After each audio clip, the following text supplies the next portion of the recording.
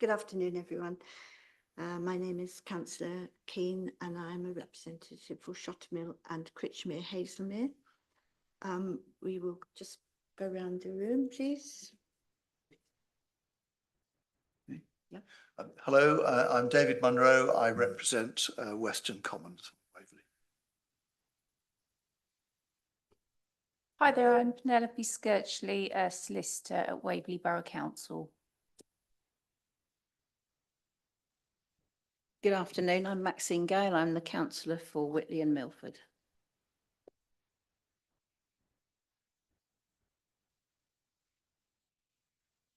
Paul Hughes, licensing manager.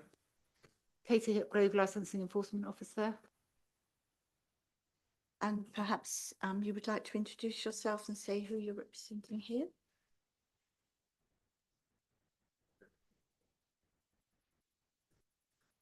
Hello, I'm John Bainbridge, a resident very close to the premises that we're discussing today. Thank you. Hello, Marilyn Bainbridge, also a resident very close to the premises. Thank you. Hello, I'm Catherine Davis, resident on the Common. Well, next to Brands. Thank you. Thank you very much. And thank you. My name is Gary Richards and this is my family, my wife and my son, which own the business. Thank you. I think we've covered everybody. My name is Dina Ollie Richards and I'm the mother of Louis, and this is my husband, and it's a family business, so we own it. Thank you. And to reiterate, it's a family business. My name is Louis Harley Richards, and we work and run and own the gin, cafe, bar, brasserie, Browns. Thank you. Thank you. So, done the introductions. Done that. Right. So, any disclosure of interests? No. Thank you. So, item 3 is the Licensing Act 2003, application to vary a premises licence, Browns 6 Bank Buildings, 159 High Street, Cranley. And the application has received to vary a premises licence in respect of a ground floor rental unit currently occupied by Brown's Gin and Tea Cafe. Total of 5 representations have been received in respect of this application. Mr. Hughes, would you like to present, please? Thank you, Madam Chair. You have in front of you an application to vary the premises licences of Brown's Gin and Tea Cafe, 6 Bank Buildings, 105 High Street, Cranley. In brief, the applicant seeks to increase the hours for the supply of alcohol and the opening hours. Sunday to Thursday for the sale of alcohol, 12 till 2300. Friday and Saturday, 12 till midnight, with the opening hours on a Sunday and Thursday till 23:30 and Friday and Saturday from 800 to midnight 30. The applicant is also seeking to amend some of the conditions attached to the current premises licence. No representations have been received from any responsible authority. However, there have been 5 representations from other persons objecting to the variation. Just before you consider the matter, I'd like to just make you all aware, both objectors and applicants, as a result of the deregulatory changes that have amended the Licensing Act 2003, no licence is required for a number of activities. This includes plays, dance, films, indoor sport and events, boxing and wrestling, entertainment, live and recorded music under certain circumstances. With regard to live music, no licence permission is required for a performance of unamplified live music between 800 hours and 2300 hours on any day on any premises. A performance of amplified live music between 0800 and 2300 on any day on premises authorised to sell alcohol for consumption on those premises, provided that the audience does not exceed 500 persons. A performance of amplified live music between 800 and 2300 on any day in a workplace that does not have a license, provided the audience does not exceed 500.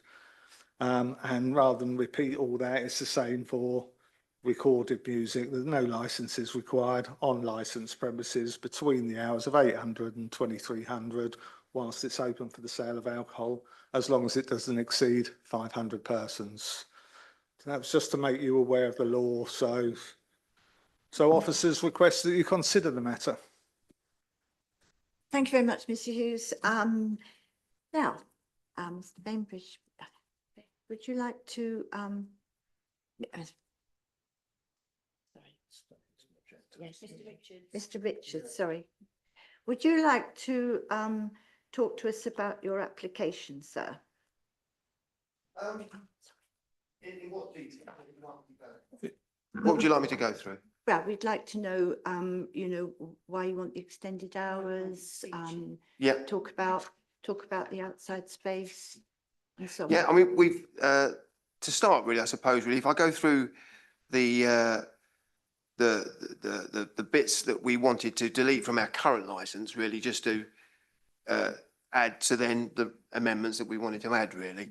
When we first originally came into this, 2019, we were obviously, it was the first business that we had such as this. So we were a little bit naive to the actual process of really what we were going to expect as a business owner and the clients we were going to get. Obviously, once you start and open, we obviously had COVID, unfortunately, and we had work to do on the business. But we were open 2.5 years ago, April 22. Now, the bits that we wanted to are very simple things, really. We made the mistake, really, of having it requested that the water was served as an immediate thing that you have to do with every client. It was stated in our paperwork. We've obviously just want to say that we serve water on demand for obvious reasons. So it's a very minor one. The seasonal hours, we require hours to be extended as per the variation to our premises licence. Seasonal hours being, I think, May and October, so summer and winter, where there's, I think, about half an hour difference between the licensing laws there. That, to me, seems a bit crazy, really. So we've tried to work with that and realise, really, with the customer base that we've now found that we have, it doesn't really work for us. But equally, the industry doesn't work like that. You know, we've sort of accepted this because we didn't know really initially what was going to happen. When were the people going to come in? What did they want? And, you know, you sort of have to adapt yourself based upon your current concept. So obviously, as the gentleman Paul said, that we wanted our licence to be renewed and extended, really. To just be in line with what's currently happening in the industry and with our competitors that are in the high street. That you know, they're doing nothing different to us, and we realise, you know, well, I'll go through this now. So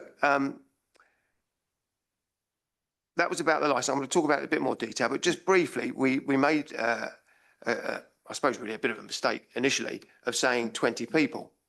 Now we've got tables and chairs that can easily fit 26 people inside, I think, and 28 people outside. I've since had the fire safety inspection come through, and he went through a lot of detail. When we invested in this property, we had a lot of work we had to do to furnish it and make it safe, and because of what we were going to use it for. And so all of the fire safety things I've done to the degree that the fire safety officer, David Howe, who came in on just the tail end of September, was very, very happy with what we'd done. And I'll go through the detail of how he explained that. But we reached the level that he was very happy with. And the reason being, we've got all the emergency lights in. I've got an alarm system, smoke, heat, that equally connects up with the upstairs flat, which we own. So we own the whole premises, the ground floor and the upstairs flat. And so when I did all of what I did and got all the correct trades in to do what they needed to do. I upgraded all the electrics with RCBOs, which protect each individual circuit. We got our certificate, which we obviously, you have to replace, or not replace, but you have to update it every 5 years. So that's coming up due, purely as an update really, which the fire officer mentioned to me. But he was very happy with the standard we'd achieved. And really just the recommendation is just to maintain what we're currently doing. And he looked in the flat above and he saw that everything's tested and it's all working like it should do. But what he did mention to me, and I did ask him the question, was the amount of people that he was believed would be okay to have in that building. And there's obviously standards that are set. And he said, this would be 60 people, whether they're inside or outside, including staff, is the maximum that you can have in this building. So the bit that we're asking for, I think it was 20, I've got the bit here, I'll come to it in a minute, 26, I think, inside and 28 outside, obviously is below that figure. And including staff, well, we are the staff, my son being the major one. So the question I wanted to state here, we haven't as of yet ever been fully occupied. The sort of average age that we have for the people that we have coming in are 60. They're coming in generally for food as well as drink. They come in normally for a couple of hours and then they go. The people that we obviously have are generally husbands and wives. That's normally what tends to happen. It's not, we've created a place which isn't really a pub. We've created what we would call a cafe brasserie, a place that realistically, and we did this, I suppose, unknowingly, it's very woman friendly. You know, a lot of women don't necessarily like going into pubs, but the place we've created has drawn and attracted a lot of women, which I think through my son, it's made it a very welcoming place. So people do all sit down. They do when they eat, obviously, as well. They sit down and drink. There's no one really standing up. It's all about, they come in, they find a table, Louis presents them the menu and they either have a drink and food and obviously this applies both inside and out. The importance to us about being outside, because currently our licence says we can't sell alcohol outside in the courtyard because we've got nothing we can use outside on the pavement, was that people, when they come in, and with people smoking, you can't obviously smoke inside. We don't want them smoking inside. So the natural thing is they go outside to our courtyard and smoke or vape. Now, what you will always find is people naturally won't just leave their drink where they were sitting. They will go out, sit out there, have a little natter, often with their friend, have a smoke, and then come back in again. So that is one of the reasons why we wanted to have that in our licence, to allow us to have alcohol in the courtyard and alcohol inside. Obviously, it gets served. So my son will prepare the drinks and serve it to the table, as he will with the food, serve it to the table.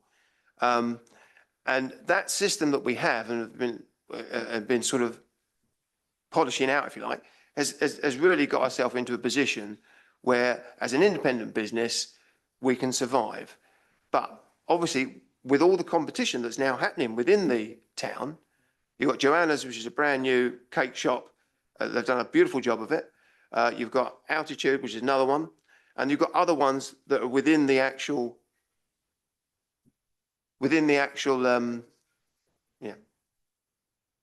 Don't listen to him, Turn it off. We've obviously got competition, and they all want a piece of the cake, as we all do. And often as not, it's the one who tries the hardest, who, you know, presents the nice food. And I'm very lucky and fortunate to have a son who has been in the industry 20 years and has fully qualified in what he does in respect of whether it's making a beautiful cocktail, whether it's alcoholic or non-alcoholic, presenting food, and equally presenting, you know, there is an element of a theme with the place of gin, which, you know, I suppose in an old-fashioned way, it has attracted quite a lot of women. You know, it's become a very popular drink, and it's been that for many, many years now. We wasn't too sure when COVID happened if we'd missed the boat, because we had the idea many, many years ago when everyone sort of was starting with these ideas. And then when we was preparing the business and getting it all ready and making it look lovely, then COVID started and it just didn't work in such a small place to start putting partitions up. And so we realised the right thing to do was to wait until it all cleared. So April 22, my son was aching to obviously get started with it. He was already currently working for someone else. And it's given us the opportunity really to realise what our customer base is, who they are. They're pretty much an average age of 60. So you get 70-year-olds, 50-year-olds. They're generally husbands and wives. They're certainly not individuals that you can have a generalisation of people with alcohol going out, being rowdy and being violent. You know, we understand fully the objections, or sorry, the criteria that we need to adhere to regarding what you set your rules to. Crime and disorder, public nuisance, all of these, because we've lived in the town for over 40 years, you know, we're locals, we know a load of people. So our name is on that door. They know who owns it. And we've got a great rapport with all of our immediate businesses, be it Eaton the Jewellers, we've got the baby care shop, and then the Chinese takeaway. Eaton and the Chinese takeaway have been there over 40 years.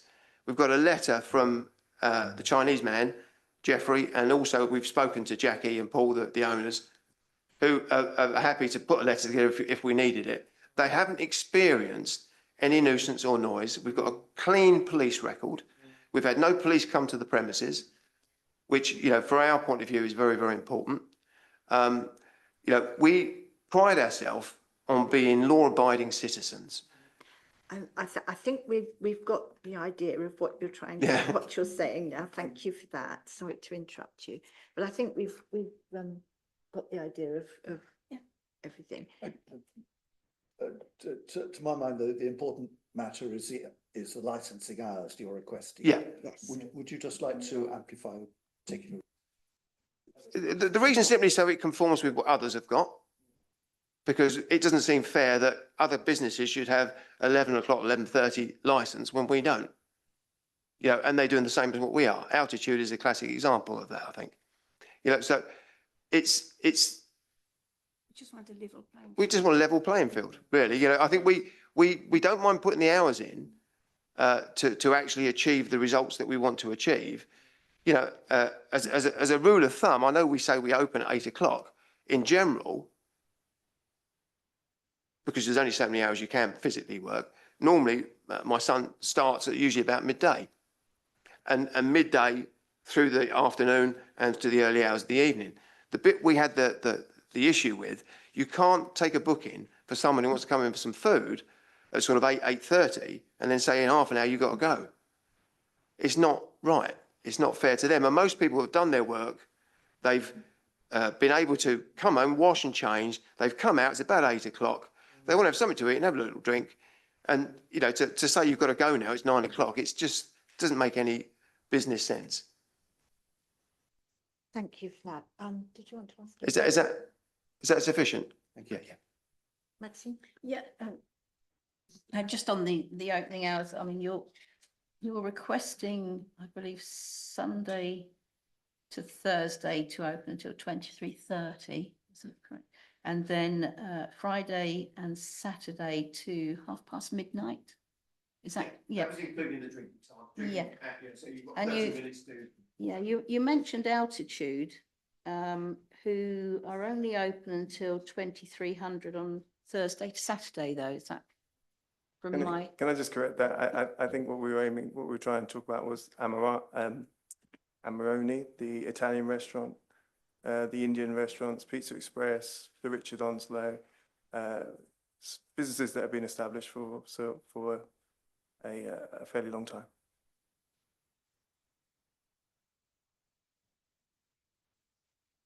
Yeah, I can't see one that's open after midnight, I'm afraid. I might be wrong. I'm just having a quick look, but no, I don't see. The Onslow is. Yeah, the Richard Onslow. Richard Onslow definitely is. the Richard Alonso and the Richard Alonso and also the Art Centre. And really, we just want to be within the law, obviously. So we want to, we have no real reason to go up. If we don't have customers, Yeah, you know, at 10 o'clock, we close. Invariably, You know, or at 9 o'clock or 8 o'clock. Our aim is if we don't have customers in there any later than 9 o'clock, 10 o'clock or whatever, then we're going to Yeah, close okay, because Cranley's a thank very you. calm Yeah, place. thanks. I think the only other thing I would like to mention, you've got the social club, which is literally probably 200 yards away from our building, and they've got 2 bars, they've got bands that play, because they do, it's a venue in principle, and it's right within a residential area. Yes, I'd just like to touch on that if I may.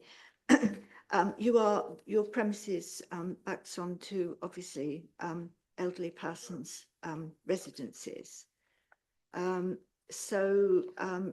You know, how are you going to mitigate noise in the gazebo in the garden? In the courtyard, we've actually got, it cost us about £2,500 to install.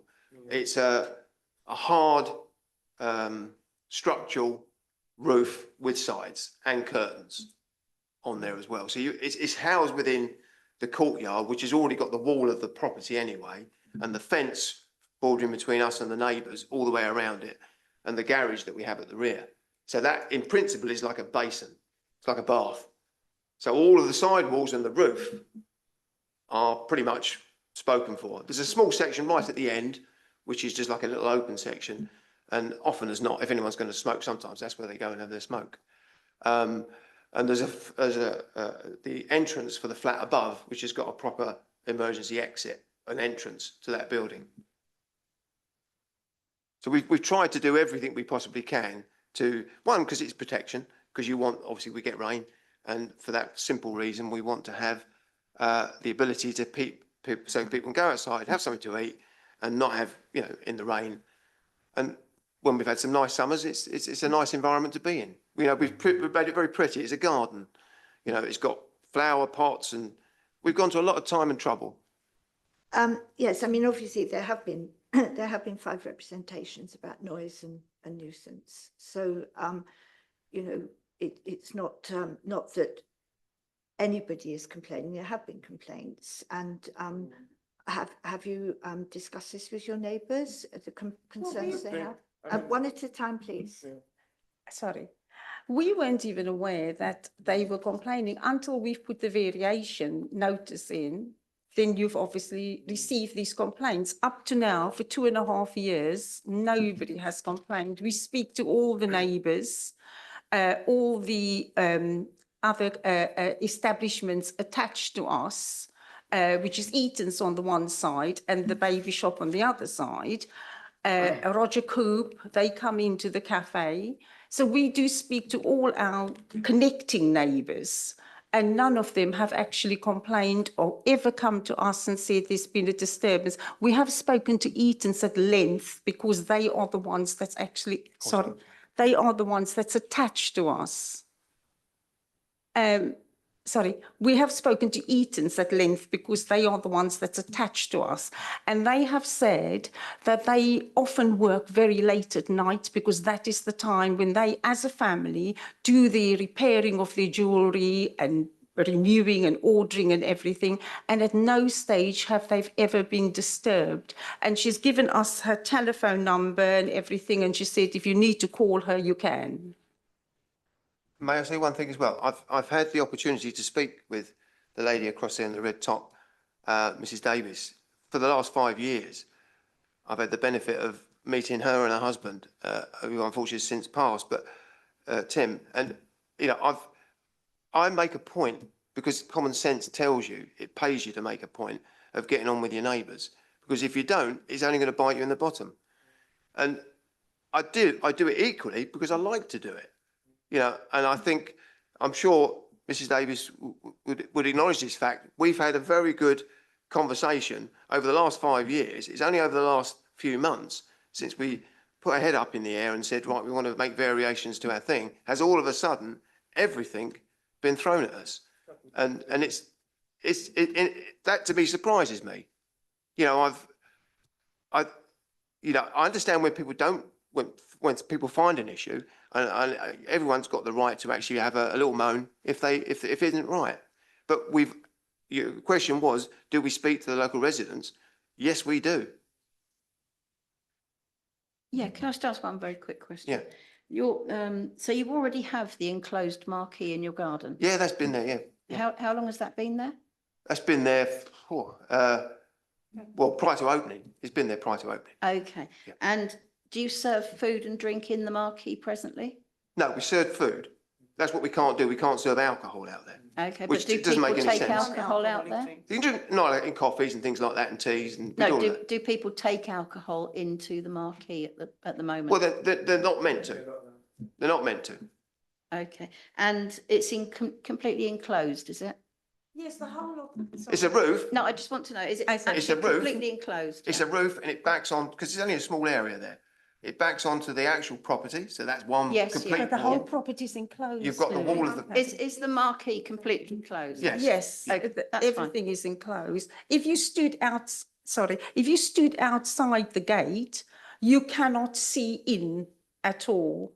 I've done that myself just to go and check. You can't see I into think the we've building. got the idea of that. Thank you. Right, now, Mr. Hughes, was there anything you wanted to add to that or discuss? Is there anything you wanted to add? No. You're fine.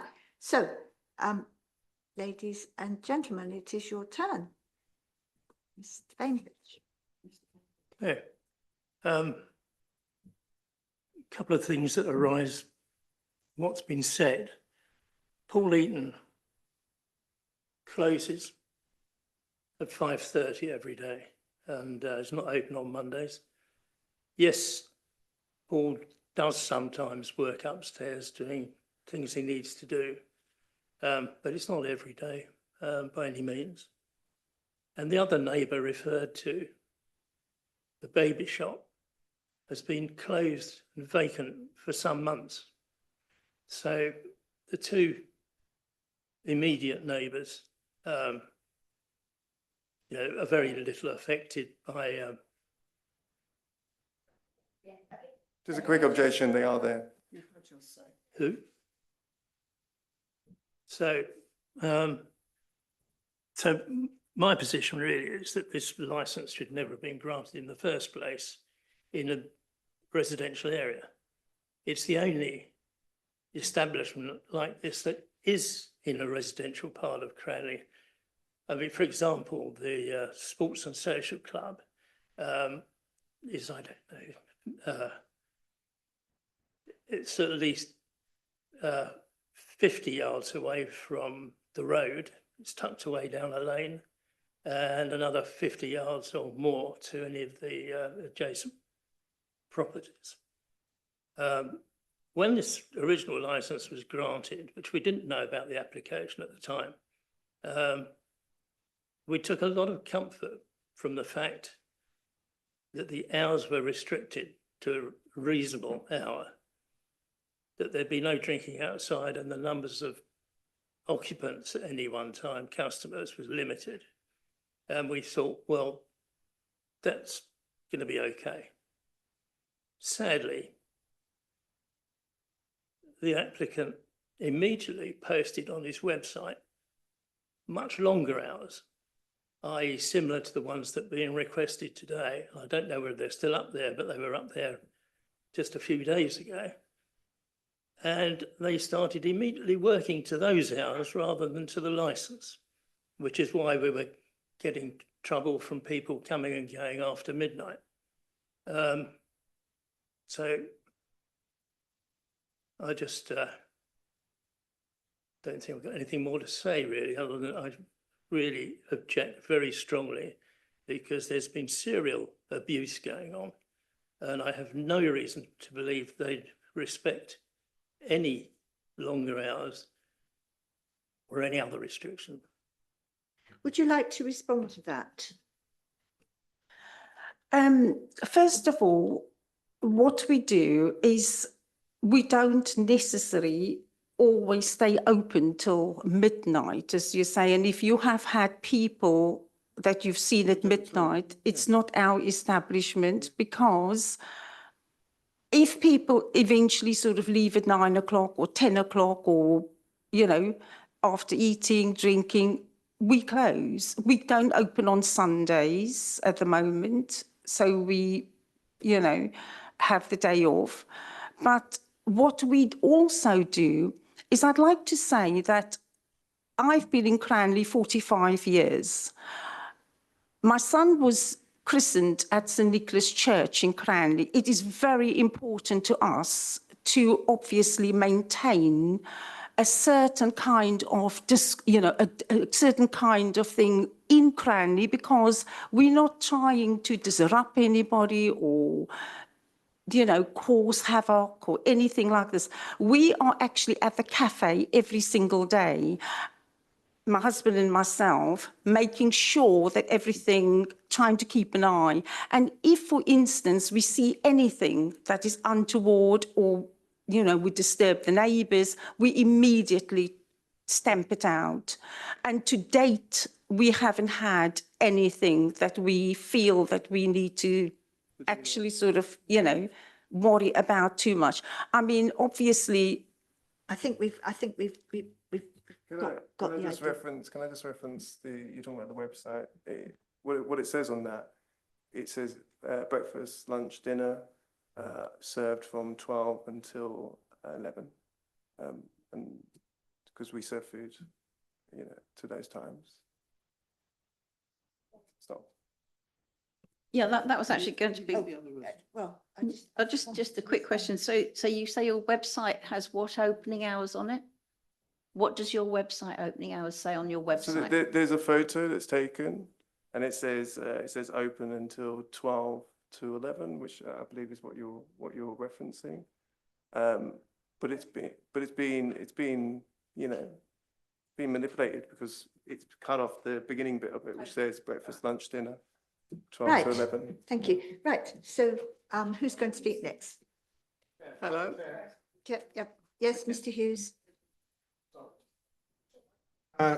Just because you asked about the webpage of the opening hours, I took a copy of the Facebook of Facebook Browns on the 16th of September, and the hours, it says hours, opening hours, Monday 11 till 9:30, Tuesday 11 till 10 o'clock, 2200 hours, Wednesday the same again, 11 to 2200, Thursday 11 to 2200, Friday 11 till 2300. Saturday it just says 2300 to 2300, and Sunday it says 11 till 2100. I mean, just to say, I actually don't use the Facebook thing that was set up at the beginning, Thank you. but I can definitely look it up again. Thank you. Yes, Mrs. Bainbridge. Yes, just to confirm what John has said, Eaton's close at 5 o'clock, in fact, 4 o'clock on Saturdays, and they do go home. We've known them for 40 years. The other side you mentioned all the way along, they're all closed. They're estate agents. They go home at 5 o'clock. I'd also like to say that I've checked the opening hours of the rest of the village, and these hours that are being applied for are the longest hours currently in the village. I find that completely unacceptable. I'm the one that actually know that on 4 occasions at least that I have accounted, they have been broken, and it's been 1 o'clock in the morning. Whether you know what people are doing outside your premises, I have no idea, but you should do. And the hours that you are quoting are actually beyond the hours that you have got.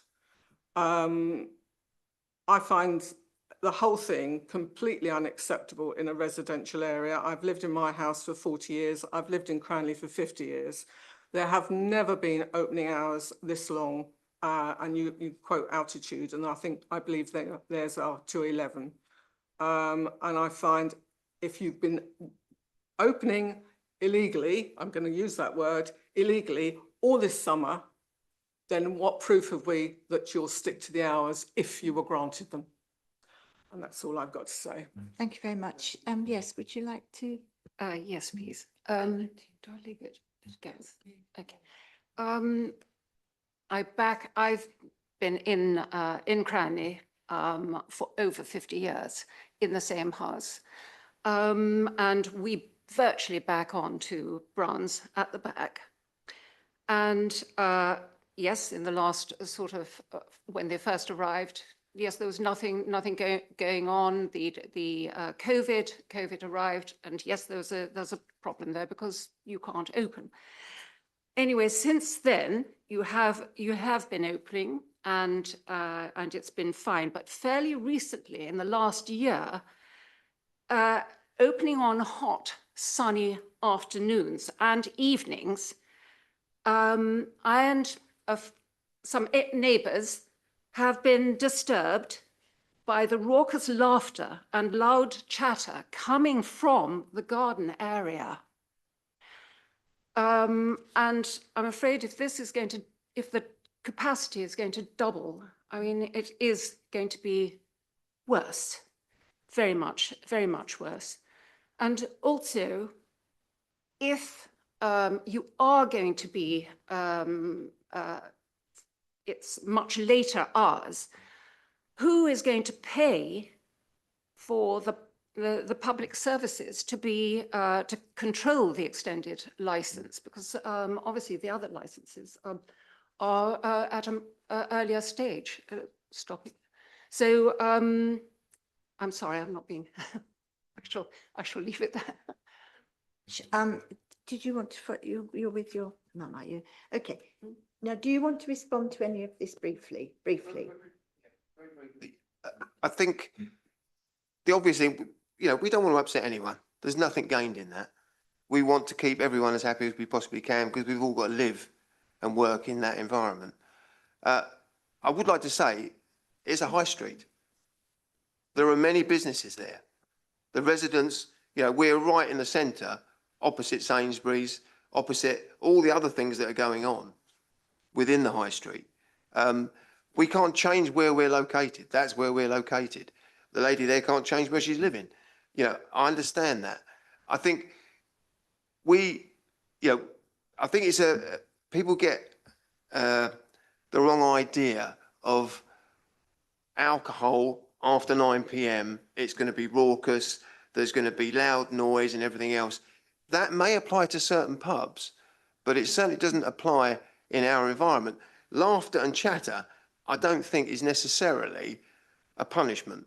Can I just ask you that the gentleman and the ladies were saying that you've been opening way past your license. That might have just been for food, though. Okay.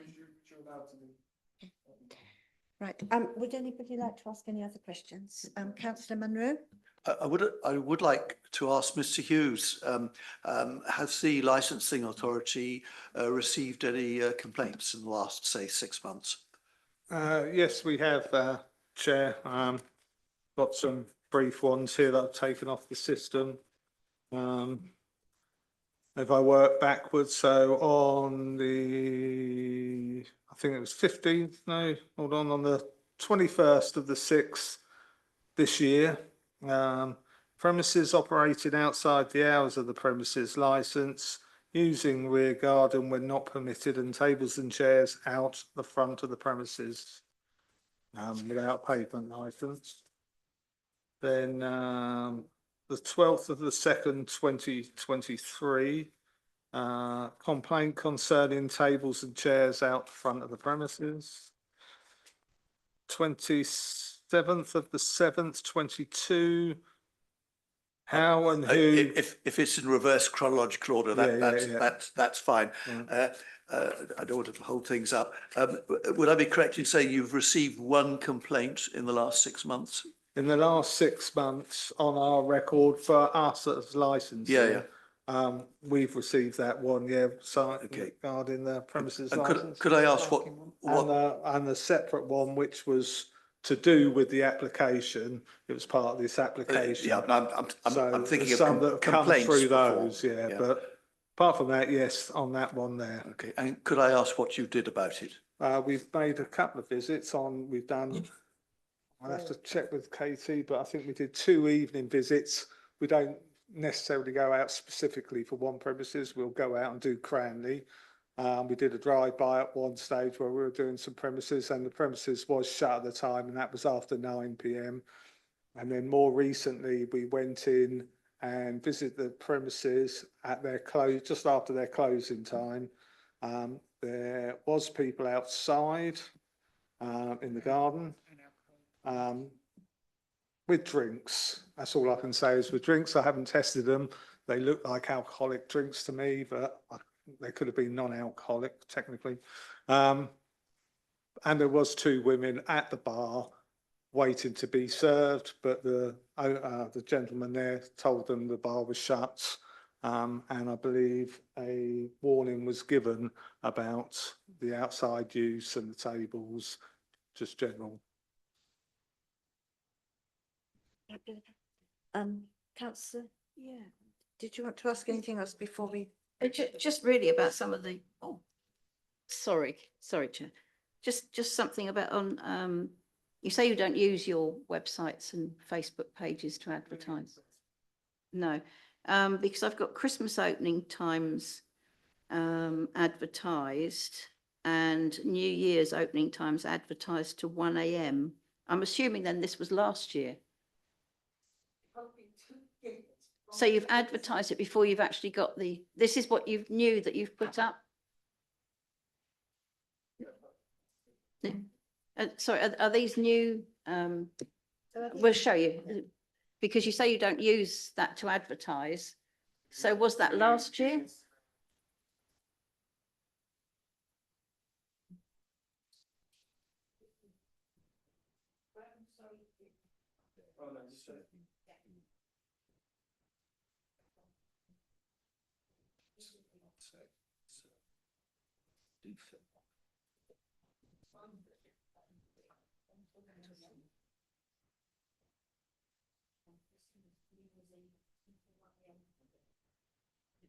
So is that this coming Christmas and New Year's? Sorry? So you do use that for advertising your times? That is an advertising medium, because you said that you didn't use it, yeah?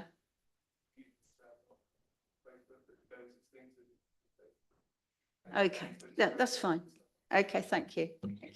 Right, well, thank you, everybody. I think we've got all the information we need now. So the subcommittee is now going to withdraw to consider their decision.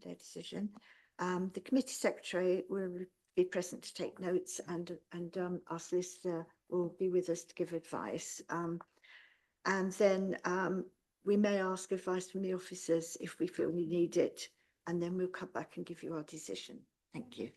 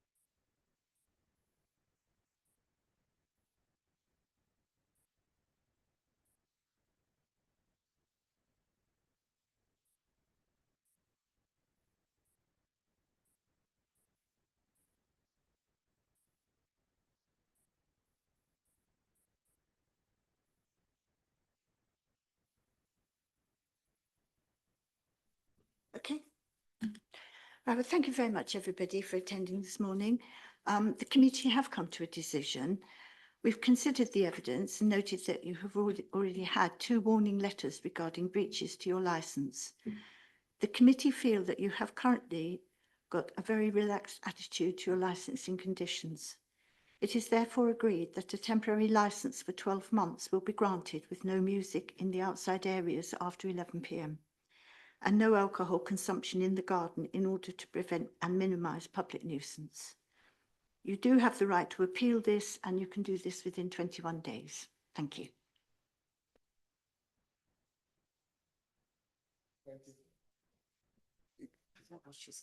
Could I just, just to clarify, no? Oh.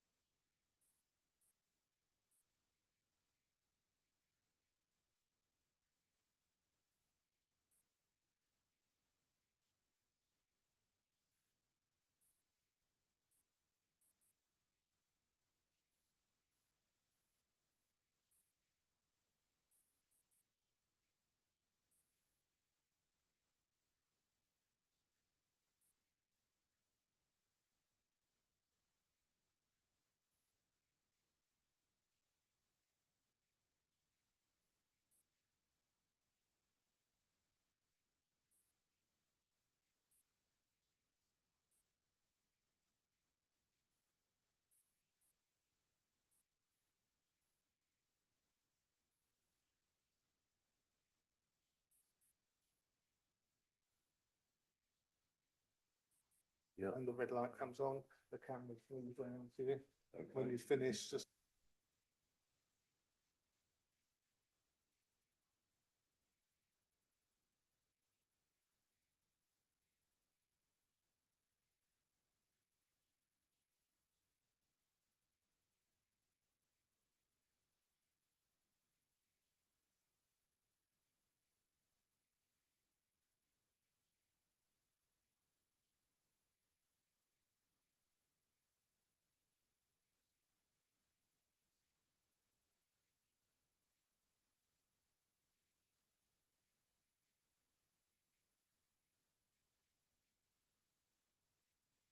button and the red light comes on and the camera moves around to you.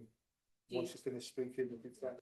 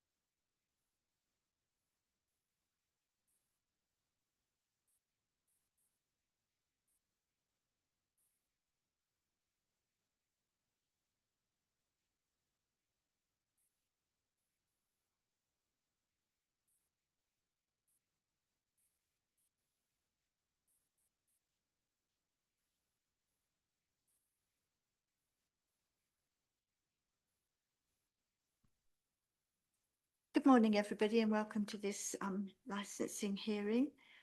My name is Councillor Jackie Kane. I'm councillor for Shottermill and Critchmere in Hazelmere. David Munro, I help to represent Western Commons, Waverley. I'm Penelope Skirchley. I'm Waverley Borough Council licensing solicitor. And I'm councillor Maxine Gale and I represent Whitley and Milford. I'm Kimberly Sohn. I'm Regulatory and Review Advisor and clerking the meeting. Paul Hughes, licensing manager. Katie Hipgrave, Licensing Enforcement Officer. Thank you very much. Are there any disclosure of interest from anybody? None, thank you. So item 4 is a licensing application, 2003 application for a new premises license, Cromwell's Brasserie, Oliver House, 93 The High Street, Cranley, Surrey, GU 26 8AU. And the application has been received for a new premises license in respect of this high street property with a front patio and a rear garden. The internal ground floor layout is a cafe and restaurant. So,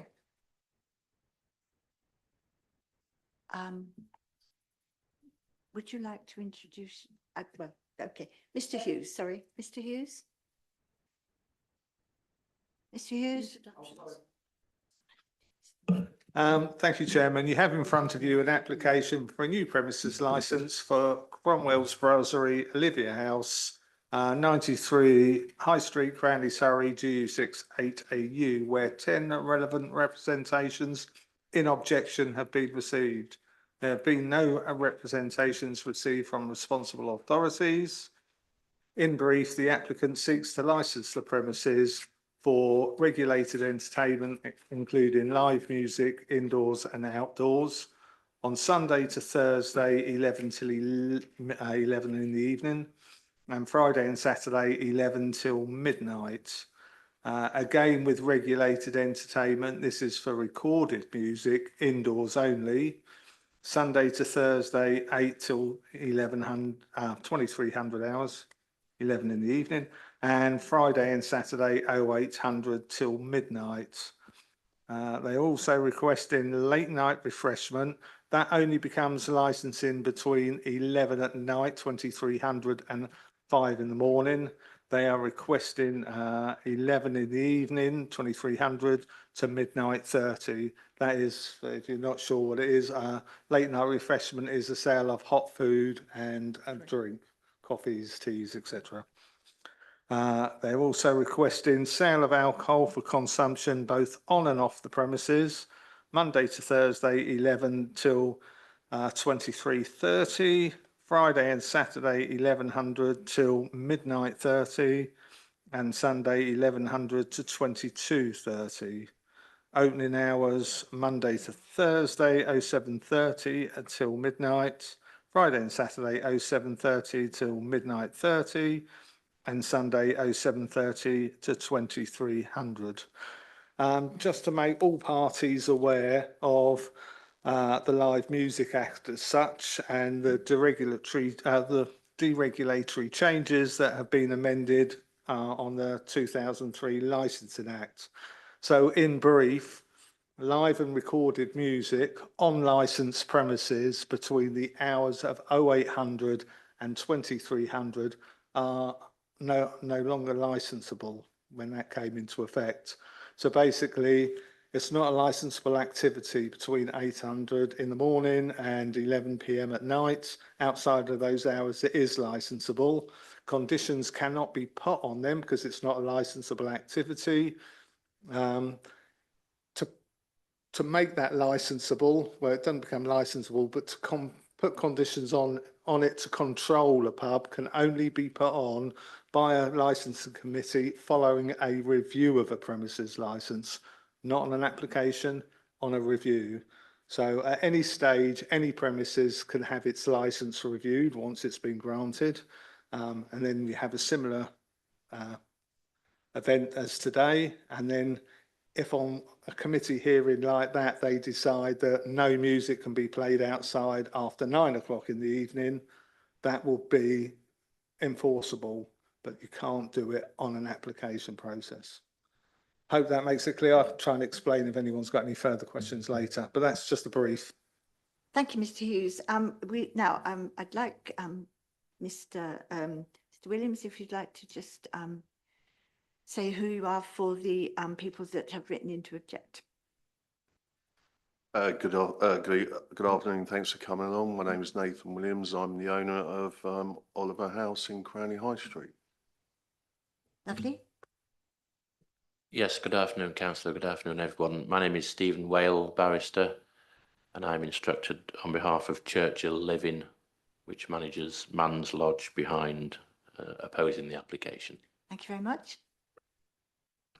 Hello, my name is Karen Weatherall. I'm here to represent my mother, who has one of the apartments that overlooks Cromwell's, who's in one of the Churchill properties.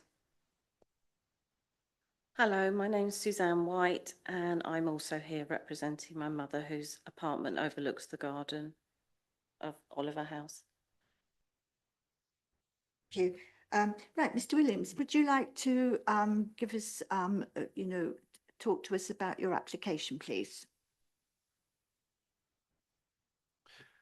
Yes, so my application is for a business there of 4 B&B rooms. So there'll be high-class B&B rooms upstairs, and in the morning they'll come down and have breakfast, teas and coffees, and that's hence why we'll open the business at 7:30 to 10:30 in the morning for breakfast, teas, coffees, and then go into brunch, a lunch menu, and then afternoon teas and coffees, etc. And then in the evening, we're going to open as a brasserie. The definition of that is a building that does cheap but one-plate food served with alcohol, i.e. wine or beer, to the hours that has just been described to you by Paul Hughes. And Yes, so we've got the B&B guests there already. We open for the breakfast in the morning, then lunch, afternoon teas, then in the evening for food menu. Sundays will be Sunday lunch. And also in the patio area, we'd like to help other charitable activity in the village. So I've got the Chamber and Commerce would like to use the frontage on nights, as in bonfire night and Christmas lights switch on, where they would like to put Santa's Grotto and things like that. But we need the license there to serve the alcohol, mead, wine, that sort of thing for people that are coming along High Street on those particular events. That's it really. I'm not out to have a nightclub. I'm not out to do anything like that. I have read some of the objections that he's just after a nightclub and things like that. That's not who I am. I'm born and bred in the village. I'm well known in the village. I know the history of the building. The Gillett family had it many years ago in their family. Use it as a coffee house and tea house. Were quite successful with it. As far as I'm aware, it did have a license there for alcohol in previous times gone by, but that's been relinquished because of COVID and one thing and another. It then became closed, and I'd just like to put it back how it was for the benefits of not just the residents of Churchill retirement home, but the village in general. And if Churchill retirement home, the residents there would like their family to come and see them, they got somewhere right next door where they can meet up, stay the night, stay the weekend, have a coffee with their mother or father or elderly parents. And I think it would be a good thing for Churchill Homes as well. Thank you. Thank you very much.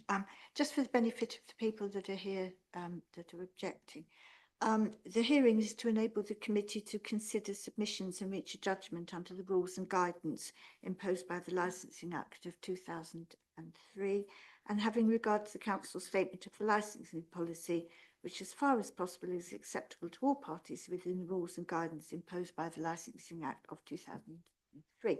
You have got a copy of your of the meeting. Yes, you've got your papers. They were sent to you. It doesn't matter. It's just for your comfort to if you want to refer to anything really. So, would you like to ask something, Councillor? Could you just as we speak, what is this premises being used for? At the moment, it's closed, and it's been closed for 2.5 years, and it's right in the middle of the high street, and I would like to bring it back to life, tidy the gardens up. They're all overgrown. Yeah, and get it back to working as a good business for the community of Cranley. And I think you said it was a 4-bedroom B&B. That's right. With associated serving of meals. That's right. Yeah. Okay, thank you. Councillor Gale? Yes, I see you're asking for indoor and outdoor live music. So I assume that's in the gardens at the back, the live music. Do you have a building in the garden, or is it just an open place, or what do you propose to put the live music in? So my business model is the live music, as I said, on certain nights in Cranley, because I'm born and bred there, that there's certain events that go on. So you have when they have arts and craft meetings in the high street, and they section it all off. So it'd be nice to open up the front and put like a solo artist out the front with a guitar or cello or something like that. Morris dancers in the front or in the garden. Also, when you come into Christmas, Santa's Grotto, they need music to be aired so the kids can hear Santa and things like that. So it's just really covering every box really, so that we can have these events without coming back to you guys to get temporary event notices and things like that. Sorry, can you? Oh, sorry.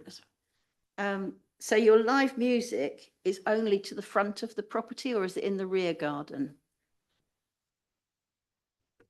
The rear garden, I wanted to keep the option open. So say a family wanted to have a get together in the back garden, say some residents from the Churchill homes wanted to have a get together in the back garden, hire that as a private party, and they wanted to put a small area in there with a 2-piece or 3-piece music on a Saturday afternoon, I'd like to be able to say, yes, we can do that for you, but no discos and rock bands or anything like that. Okay, and does the front, using the frontage, does that require a pavement licence, or is that within the curtilage of the building? It is in the curtilage of the building, yeah. Could you just explain to us why you feel that you need on Christmas Eve and New Year's Eve to be open until 2 a.m. in the morning? I probably would never use the 2 a.m. as it's just a maximum, but what I have learned, I'm in the hospitality trade, I have 3 other businesses. It's better to relax people down at the end of a Christmas Eve or New Year's Eve, say call last orders at 12:30 and then half an hour drink up time and then they leave, rather than have it earlier and they all leave and disperse into the high street in one go. But that particular site is not built for discos. It's just if a 3-course meal. So if you came in there with a family and you wanted to pop a cracker or 2 on New Year's Eve and finish up by 12:30, 1 o'clock, that's what I was proposing to do. Councillor Gale asked if you had any structure in the back garden, in the garden. How do you plan to mitigate any noise nuisance? Because that's one of our priorities. How do you tend to mitigate that? Because bearing in mind you have got elderly residents living behind you. Do you mean as in if there's some music in the garden in itself? Yes, yes, I do. So yeah, basically I would call it a time at say 10 o'clock in the evening at the latest. But it's not something that I'm pushing to do every week. It would only be a one-off if someone wanted a birthday party, a christening, something like that. It's that particular oldie-woldy setup, but it would be nice to be able to give that to a family or client if they so wish. But as for erecting buildings in there, I don't think it needs that. It's going to be set up as a small sort of cottage garden once it's all cleared. Just one question. You mentioned that you've already got hospitality venues. Are they all in Cranley? What other venues do you have? Sorry. So I have a premises in Cranley already called the White Hart Hotel, and we got letting rooms there, 9. The overspill from there, when it gets busy, would be nice to put clients into Oliver House. I've got the Punch Bowl in at Oakwood Hill, and we're constructing 8 B&B rooms there, a campsite and 5 shepherd's huts. And I've also got a pub in Loo where we've got 7 B&B rooms there in Cornwall, yeah. Thank you. I see from some of the letters of objection that there have been problems with noise and nuisance in your establishment, the White Hart. I don't think we're here to talk about the White Hart because people complain about everything just because they want to complain. I don't think that's an issue that really needs to be brought up today, do you? Or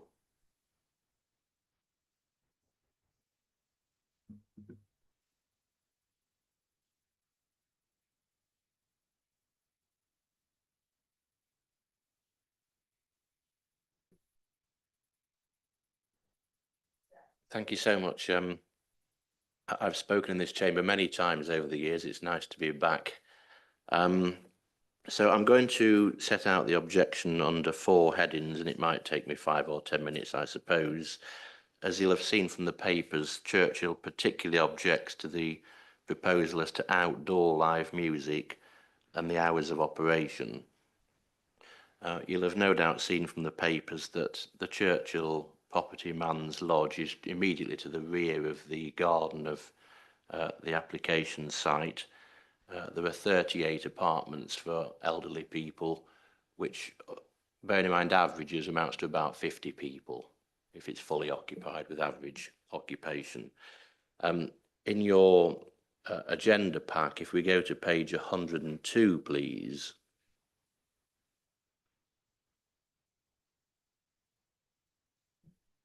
So you should see a photograph on that page, which is extremely helpful. And the lady sitting next to me can speak about that in due course, as their mother lives in that apartment, as I understand it. Anyway, this photograph is very helpful. It shows out of Man's Lodge in one of the apartments, looking towards the rear of the application premises. You can see in the foreground the communal garden area, or part of it, and all of the elderly residents are entitled to use the communal garden. Then you can see the boundary fence, behind which is the rear garden area where jazz music is proposed. And then you see the back wall of, well, I'll call it Cromwell's for short. It's page, you don't need to go to it, but it's page 69 of your papers where I saw the reference to jazz music as the proposed live music outdoors. If we then go on a couple of pages, please, to page 105, there's another plan which I hope is helpful, which gives you a little bit more context. So this plan's got a helpful measurement. It shows that from the back wall of Man's Lodge to the boundary fence, it's only 11 metres. It's really only a few steps away. It's difficult to see on the plan, but just above where it says 11 metres, you might just be able to make out a patio. So the ground floor apartments facing Cromwell's have patios, and the first floor apartments, including the one of we saw the photo a moment ago, have balconies for the elderly residents to use. And you might also see, pretty much in the middle of the plan, that there's a walkway that goes down the side of Cromwell's, and it goes across the communal garden area, and it goes into Man's Lodge. And elderly residents obviously go backwards and forwards along that walkway. So that, I hope, is some helpful context for the objection. And then, Chair, you touched on your licensing policy a little moment ago, and it's policy L03 that my client's objection particularly focuses on. Now, obviously, I know you'll be very familiar with this, so I've just picked out some sections. So paragraph 8.4, the council strongly encourages the implementation of best practice in order to promote the prevention of public nuisance objective. Very next paragraph, applicants are encouraged to carry out a risk assessment by reference to best practice. Now, the building that I call Cromwell's, it's a grade 2 listed building. So that's obviously going to impose constraints on what Mr. Williams can and cannot install when it comes to noise mitigation measures. And regrettably, there's been no noise impact assessment provided with the application. Regrettably, there's been no noise management plan submitted with the application. Obviously, you know the proposed hours. We're talking proposed opening after midnight on some days, proposed alcohol sales after midnight on some days, proposed live music midnight on some days, same for indoor recorded music, and that's before we even talk about Christmas and New Year.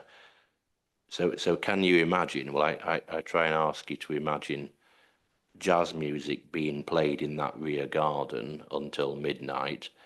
And I think you asked Mr. Williams a couple of times if there's any structures in the rear garden to mitigate noise.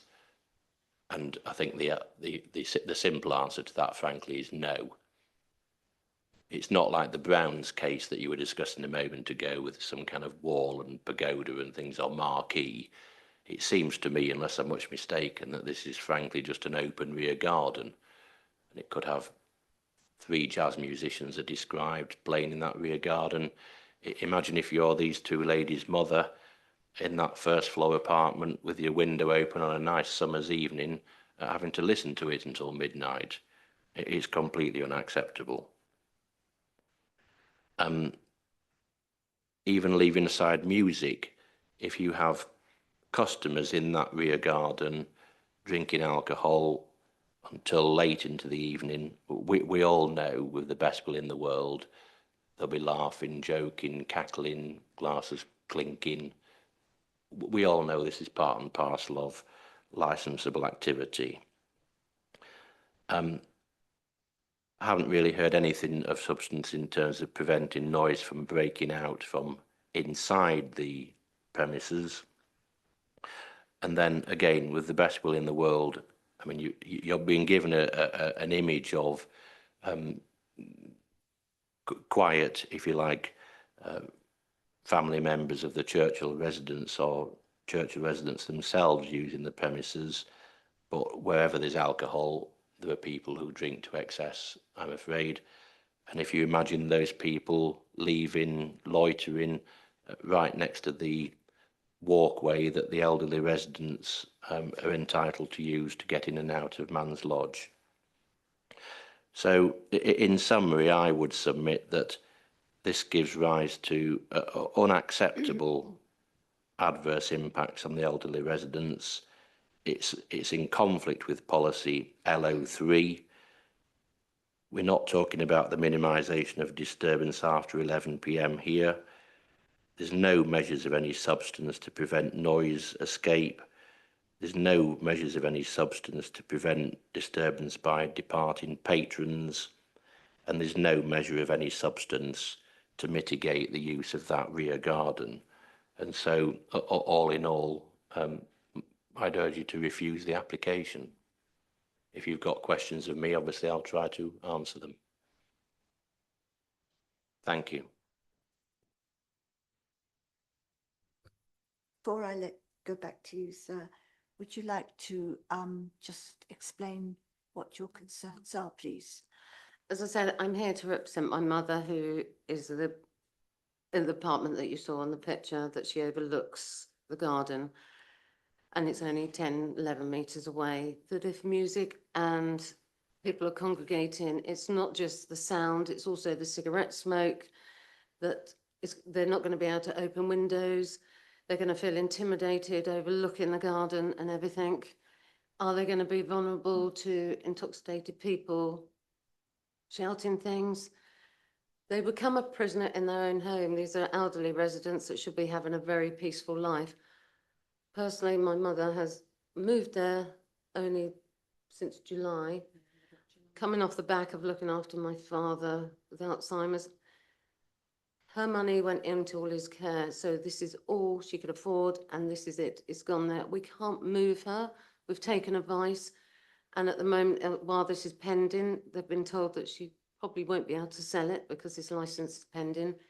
And if it does go through, it will decrease in value a lot. And that's if she can sell it, because there's something going on in the garden. Mental health for elderly people through lack of sleep is a medical study has been done.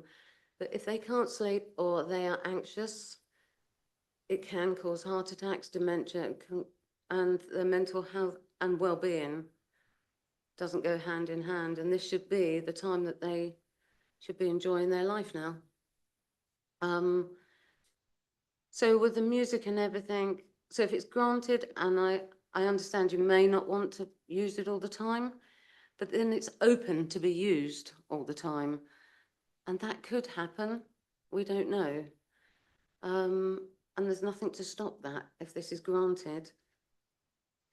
So I think the excessive hours of opening should be reconsidered. And if not, they should be shortened, or maybe something that the back garden cannot be used after 8 o'clock in the evening or something. so that the elderly residents can also use their communal garden, because that backs on to the property. And then they can have some peace as well. I think that's probably all I've got to say, because I agree with everything that was just said as well. So, Thank you very much. Suzanne, would you like to?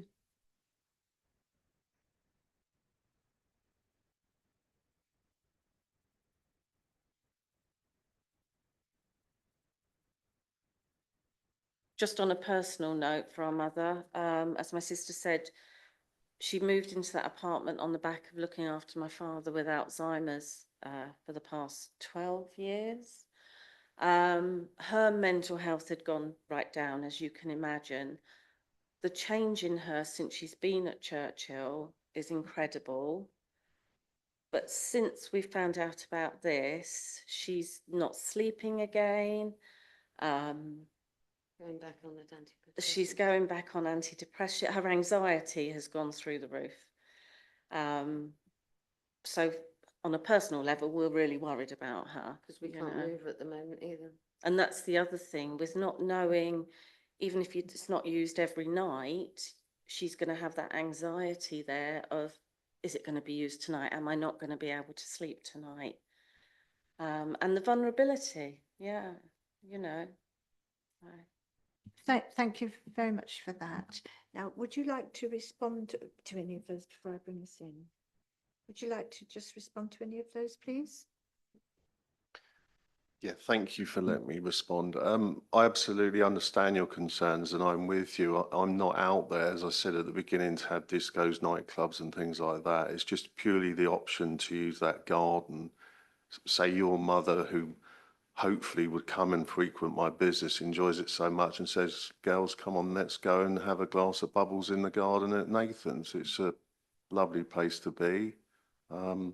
It's just giving people that option. But I do respect with what you're saying, and I do agree. I'm up for options or ideas. I don't mind shutting the gardens, the rear garden early, if that helps for this proposal to go through. I am open to ideas and solutions. I think there's a solution to everything. But it's always been a coffee house ever since I was a kid. It's always been licensed. Brown's, the Richard Onslow, there are other licensed premises in the village. For me not to obtain the license there would be, well, quite drastic really, because I would feel that I'm being the one that's being penalised, when all I'm doing is creating a restaurant environment for people to come enjoy with a little bit of background music. But with the option of in the front, if you've got the Christmas lights on, they like music out there, the Chamber of Commerce, to put Santa's sleigh out there or something. There's going to be music till 9, 10 o'clock on that day. And that's really where I'm coming from, really. And as for the devaluation in the property there, that's really not my call, and that shouldn't be represented in this chamber today, because that building's got to be used for something. The promotion of businesses in these villages is paramount. To rather convert that back into 2 houses. Someone did look at putting it into 2 houses and it was frowned upon because they want to keep the business flow through the high street. Once you start introducing pockets of houses into a high street, the whole high street dies. And that's not what I want to see for my village where I'm born and bred. Thank you. Thank you. Just to point out that we're not here to discuss properties being devalued over an application. We're here for the pure licensing application. So just to put your mind at rest, we will not be looking at that when we go in to discuss it. And I'm sure our solicitor will assure you on that. Yep. Okay. Just one thing I wanted to, a couple of things really. You did say that you wanted to use Oliver's house possibly as a spillover when you have too many at your other property, the White Hart. So, you know, what would you be considering a spillover? How many? Or I think you misunderstood me. Basically, when we have the rooms booked in the White Hart and the pub at Oakwood Hill, and they say to me, "Do you know anywhere else that we could stay locally?" So you're talking about the B&B side of it? Yes, that's Okay. right. So say you come to Cranny to see your elderly parents at Churchill, the Churchill can say, "I know, right next door is Nathan's beautiful B&B rooms. You'll have a fantastic breakfast and stay. You can go in there." Thank you for that. Just one other thing. Looking at the photographs, this particular photograph, Yeah. I see that you've got a back gate from the garden into the walkway that the residents from Churchill use. So, you know, are you planning to leave that gate there for opening so that people can leave that way, or could you have that locked off? So Is that this they the couldn't- back gate near their gate? It's not on that picture. It looks like. Yeah, yeah.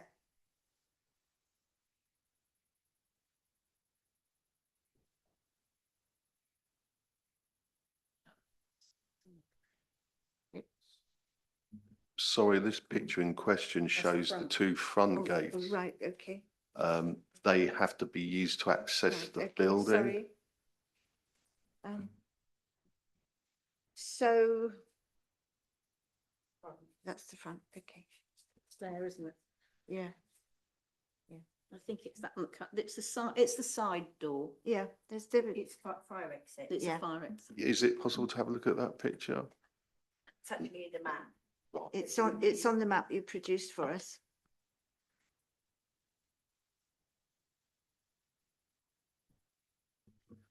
No, that's purely an access into the kitchen and bar area. So it's just an access into unload fruit, vegetables, that sort of stuff. Okay. So It's not a public door. So this alleyway or this path that the residents from Churchill use, that is obviously accessible to your people as well, your residents. No, that alleyway is not accessible to the public in there at all. That alleyway is purely for me to get to the back of the building and service the gardens. That's why we've Churchill have put a gate in for me, because I told them that I need to access the rear because there was no way of getting into the rear through the building. Well, there is, you go through the building out through the patio door, but it's just to take the mower around there. You would make it clear to anybody using your property that, you know, it's not an accessible route for them. No, there's no need for them to go down there because the gate to the alleyway is at the front, and as far as I'm aware, Churchill put a code in for the gate, so there would be no need for my patrons to go down there. Okay. Yeah, sure. Oh, yes, Mr. Hughes. Yeah, Nathan, could I just, because I took the photos, I went down, so there's an alleyway that leads to the houses, the flats, and their gate. At the end of the fence there, as you go into their gate on your right-hand side, is a gate to the garden of Churchill's. I think that's what they were trying to get at. So will people have access from that into the alleyway? And also, while I mention it, just for your benefit, it could be something to do with fire regulations, and they might need access out there for fire escape. Yeah, as I explained, and Paul's right, it might be, you might have to just use it as a place where people can congregate if there was a fire, but predominantly my guidance is with the fire signage inside is to access to the front patio and onto the high street, and then accumulate in an area where they can be looked after. But the gate that Paul's just mentioned is the one that's just purely used for maintenance. Yeah. So could you stop your patrons walking out that way? If they wanted to, if they're in the garden or not? Yeah, because it would be bolted up anyway. I don't want other people going in there anyway. So yeah, it'd be just purely bolted and padlocked as and when we need to do repairs, guarding and that sort of thing. Okay, yeah. Yeah, just one last question, really. The part of your licence you're applying for is the live music in the outdoors. So that's the outdoors at the back I'm more concerned about than the front, because I can understand you saying, you know, maybe somebody with a cello or something on when something's happening out the front, but it's the back garden that concerns me with the live music. Would you consider not having live music in the rear garden if that was an option we could talk to you about? Yes, I would definitely, yeah. If it was to get it over the line, I would definitely look into that with you and Churchill and their representatives. Hughes. Yes, it's great that Nathan's done it and you've suggested it, but you wouldn't be able to control it. It would be just on Nathan's words, but Nathan, I'm not suggesting in any way Nathan would go against his word, but in theory, as soon as the license was granted, because it's not a licensable activity, he could have music outside. Nathan did refer earlier to being able to shut the garden at a certain time. So you could say the rear garden could not be used after 7 o'clock in the evening, for example, and then it wouldn't be able to be used in the evening. But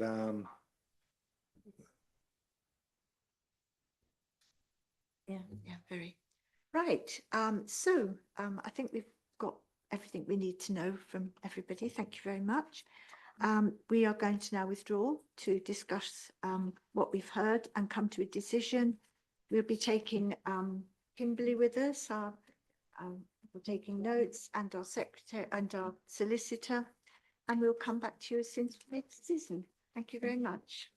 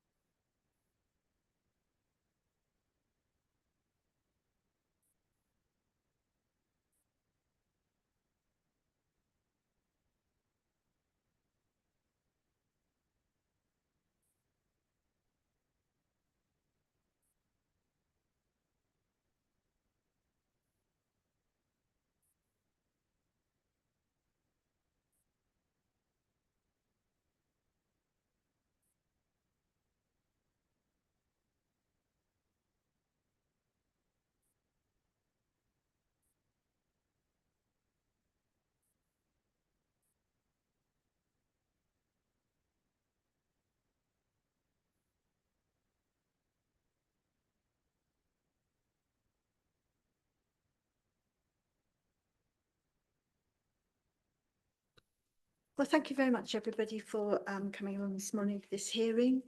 The committee have considered the evidence and noted your offer to close the rear garden at a reasonable hour. It is therefore agreed to agree the